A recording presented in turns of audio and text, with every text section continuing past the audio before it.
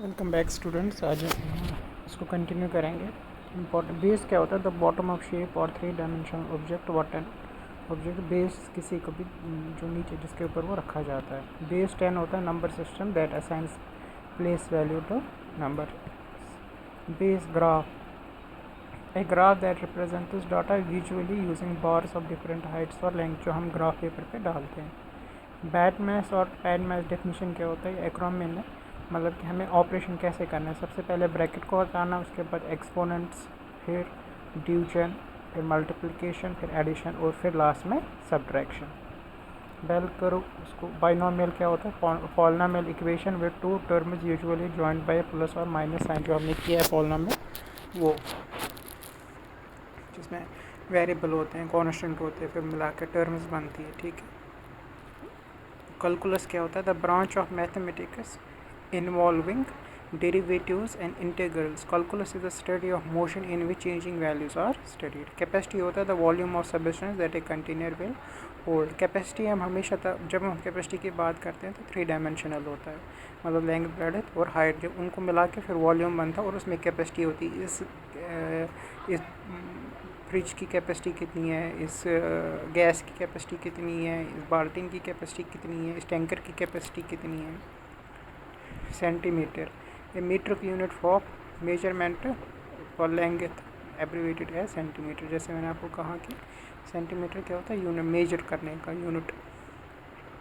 जैसे हम आपको क्लास में कहते हैं सेंटीमीटर, एक लाइन सेगमेंट डालिए 2 सेंटीमीटर, फिर कहते हैं 3 सेंटीमीटर, तो वो यूनिट होता है जिससे आपको पता लगता है कि आपको कितने लाइन सेगमेंट डालने हैं। सर्कमफ्रेंस क्या होता है? The complete distance around a circle और ए स्क्वायर।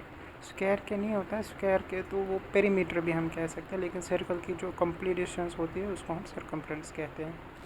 कॉर्ड क्या होती है? कॉर्ड होता है एक लाइन सेगमेंट जो सर्कल के ऊपर 2 पॉइंट्स को ज्वाइन करे। कोफिशिएंट क्या होता है? कोफिशिएंट होता है वेर अलजेब्रिक एक्सप्रेशन में या पॉलम कहीं पे होता है, तो वहाँ पे क्या होता है, जो वेरिएबल के सामने हो उसको हम क्या कहते हैं? कोफिशिएंट। यूजुअली क्या होता है, जैसे 3x, तो x का कोफिशिएंट क्या है? 3। कभी क्या होता है 3x²y, तो वहाँ बोलते हैं बताओ y का कोफिशिएंट क्या है, तो आधे बोलते हैं कि 3 या और फिर 3x²। कॉमन फैक्टर क्या होता है? कॉमन फैक्टर होता है जब हम 2 नंबरों के फैक्टर निकालते हैं उनमें जो कॉमन है उसको हम कहते हैं कॉमन। कॉम्प्लीमेंट्री एंगल्स क्या होते हैं? ये देखो, ये अल्फ़ाबेटिकली है। कॉम्प्लीमेंट्री एंगल्स क्या होते हैं? 2 एंगल्स का सम जब 90 हो उसको हम कॉम्प्लीमेंट्री एंगल कहते हैं। कंपोजिट नंबर क्या कहते हैं? जिसके 2 से ज़्यादा फैक्टर हो।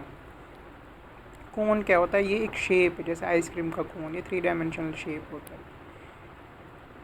कोनिक सेक्शन होता है formed by the intersection of plane and cone. Constant क्या होता है? जिसकी वैल्यू चेंज नहीं हो।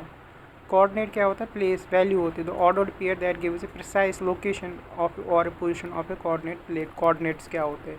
ग्राफ में हमें कोऑर्डिनेट्स होते हैं एक्स वाई कोऑर्डिनेट्स, या जियोग्राफी में कहते हैं लैटिट्यूड और लॉन्गिट्यूड, वो होते हैं कोऑर्डिनेट्स। कॉन्करेंट क्या होता है? जब दोनों 2 शेप हो, उनकी सेम साइज़ और शेप हो, उसको हम क्या कहते हैं? That have same size and shape. ठीक है, हमने उसको